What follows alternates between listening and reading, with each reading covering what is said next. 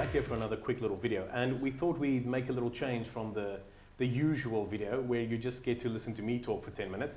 And I've brought a guest along. This is Roger. He's the professional product manager for Canon South Africa. Welcome, Roger. Thank you for having us.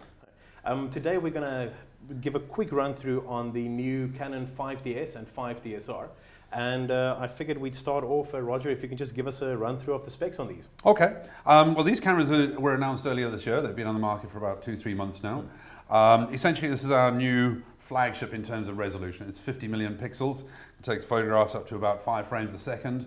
But the basic specification on the camera is very similar to a 5D3. The same sort of processing on board, the same sort of video capabilities. The dynamic range pretty similar, but the high ISO capabilities, the 5D3 still got a bit of an edge though. Okay, fair enough. So between these two, what is your main difference here? Well, the two models, the 5DS is the standard model with the traditional low-pass filter activated. On the 5DsR, we've deactivated one of the low-pass filters. And we're doing this electronically. We haven't removed it completely because that would need a totally new autofocus system. But we deactivated one of the low-pass filters, which essentially gives us a higher level of detail, but at the risk of extra moire. Okay, so touching on that, you're saying it gives you that extra bit of detail. Does that only translate into enhanced sharpness? Well, it's a little bit more than sharpness. Obviously, you can take an image on the 5DS and tweak the sharpening using an unsharp mask or a smart sharp in any kind of software package. You'll get a really good result. And to a certain degree, the software to improve sharpness is a little bit better than the software to remove moire. Okay. Having said that, the level of detail this does pick up is substantially higher and is noticeably higher. Okay. And to all intents and purposes, the moire isn't that big a risk. Okay. Yeah. So touching on that moire, where will it come into play? Well, this is where we're kind of separating the two cameras into what kind of photographer is going to use them. The 5DsR is something that's going to pretty much go into any genre of photography. Your landscape, your wildlife, your action, even your cityscapes to a certain degree. It's absolutely fantastic.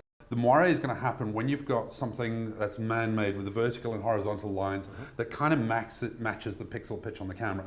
Now, the pixel pitch on this is very, very fine. So if you do a cityscape of Joburg or Cape Town or whatever it is, you'll need a building probably quite far away with a very, very fine horizontal and vertical crosshatch pattern, and you'll start seeing moire. But you're really going to have to pixel peep. You're going to go down to like 200% before you're really going to see that. Okay. But from a cityscape point of view, we've done an enormous amount of tests, and we're struggling to find a building because the pixel pitch has to be really fine, and the building then has to be quite far away, in which case the moire is at a very, very, very small level. Okay. So your landscape photographers, your cityscape type photographers are going to love it to pieces. They're not really going to see the moire because it's not something that happens in nature. Having said that, the fashion photographers, when you start looking at the fine pattern in material, like a tweed or a check of some sort, a lot of the stitching on a jacket or a coat, we might not even see it with our naked eye. This is going to see it, the moire is going to be all over the place. In which case the 5DS is fantastic. You're still getting 50 million pixels, you're still getting incredible detail, but the risk of moire from that point of view. So landscape, architecture, building photographers, they are most definitely. Fixed patterns don't happen in nature, so trees and bushes and things like that, you're not even worrying about moire at all. But for the architecture photographer with fine details of horizontal vertical lines, your fashion photographer with the fine patternings of clothing, you've got to look at the S. It is, the software to enhance detail is better than the software to remove moire. So fair enough. Yeah, these are the things that you have to remember. Okay, so I mean, so that's what these cameras are aimed at. Yeah. How would these compare to competitors' cameras, and then of course maybe even to medium format cameras? Sure. Well, put it this way, we're fortunate that our competitors have been out there with high megapixel cameras for quite a while. We stretched the boundaries a little bit. We saw this sensor for the first time 5 years ago at Paris at 50 million pixels. It's taken 5 years to get it into a camera. Our competitors have had quite a few models on the market up until now. So the end users, the customers out there are kind of au fait in understanding what you need to have. You know, the highest shutter speeds, the steady cameras, all of that kind of story. All that information is already out there, so it's brilliant. So yes, we've got 50 million pixels. It's 10, 15 million pixels more than our nearest competitor in the same sort of price bracket. But 50 million pixels have been out in medium format, as you well know. Yes. The clincher there is, on a medium format camera, you've got the same amount of pixels, but over a larger surface area. Therefore, pixels are bigger, therefore your dynamic range is better, therefore your high ISO, low noise performance is better. Having said that, is it worth the extra money that you're going to pay? The difference that makes is quite marginal these days. We found a lot of big studio photographers looking at this as hang on a second, I can buy 2 or 3 of these versus... Yeah, versus one medium format, true. So on these units, I mean, you're running 50 megapixels. Yeah. How does that impact on the Canon lens range? Well, we've been sort of preempting this for a couple of years now. We saw a prototype of this sensor in a camera 5 years ago.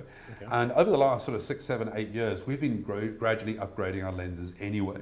The majority of our prime lenses that people use, the 7200, the 2470, the 1635, all the 2.8 and all the f4L lenses have all gone through an upgrade in the last 10 years anyway, almost preempting this.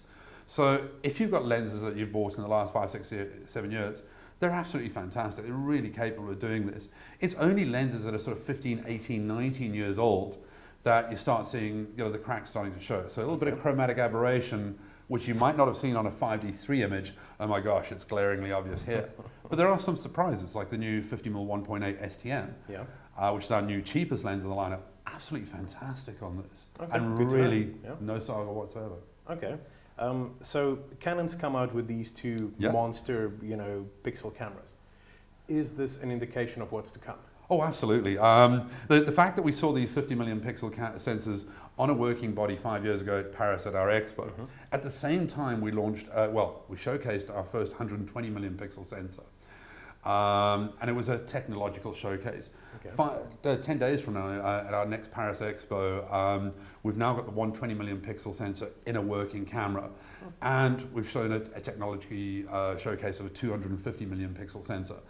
So is it a hint of things to come? Hell yeah. The question is, how long? The fact that this was prototyped 5 years ago and in production now, we're showing 120 million pixels in prototype now.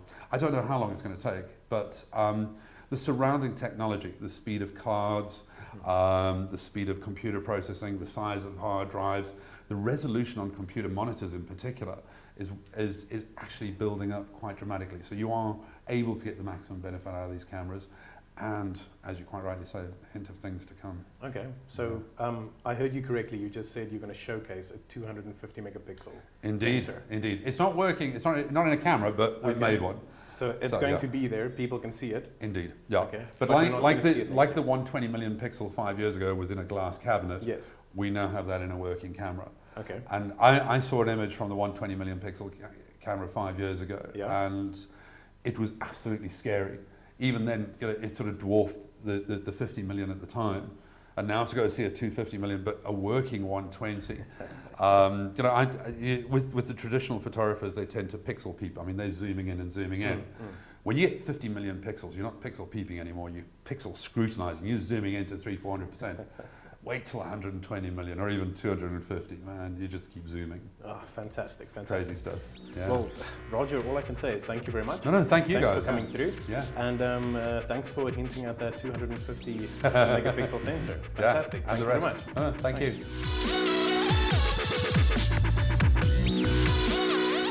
That was Roger from Canon South Africa discussing the new Canon 5DS and 5DsR. If you enjoyed this video, don't forget to drop us a like, leave a comment if there's anything that we missed that you would want to know, and to see more content like this, don't forget to subscribe. Thank you very much.